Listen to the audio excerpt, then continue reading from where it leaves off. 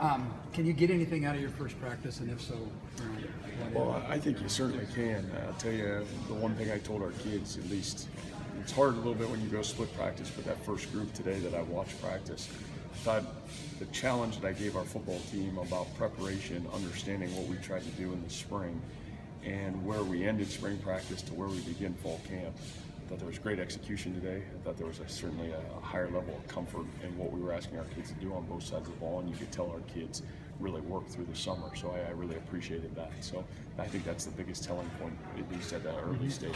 What true freshmen have you pinpointed early on that could contribute right away?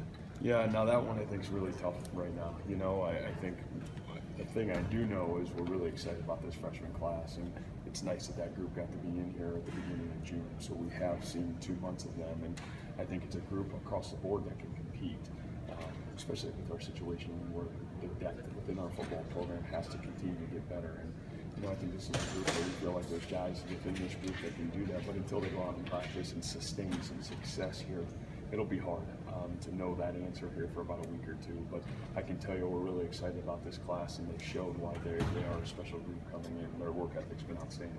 Do you envision a good group of them possibly contributing though? Well, I'm not afraid to play the best players, and I think that's, we started fall camp with that message last night, is the best players are going to play, whether you're a senior or a freshman.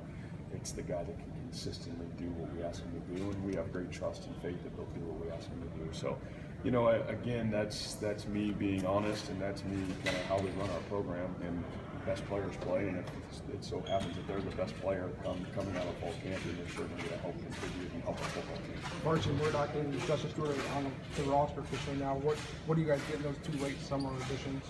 Yeah, you know, I think that's big for us, and then obviously McEnroe is another one, and you know, that's 3 guys that I think all have.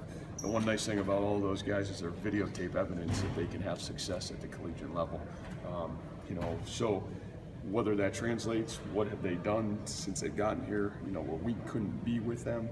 We'll wait and see what that looks like here as we get into practice. The thing I appreciate is they all look like they're in really good shape, and they all look like they've worked really hard to get themselves here and put themselves in a position to come in and compete. So, again, it's nice to have guys that have videotape evidence at the collegiate level having success.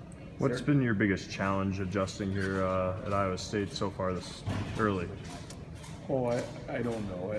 To me, there's the only challenge for me is the ability to continue to develop our program and the culture of our program. And I think anytime, I've said this a couple times, anytime that your program hasn't had success, we have to elevate the standards of what it looks like to come on day in, day out, whether it's the weight room, whether it's practice, and then consistently do those actions. So that's tough, that's not easy to do, but that's something that has been our greatest, I think, our greatest challenge as we've challenged this football team.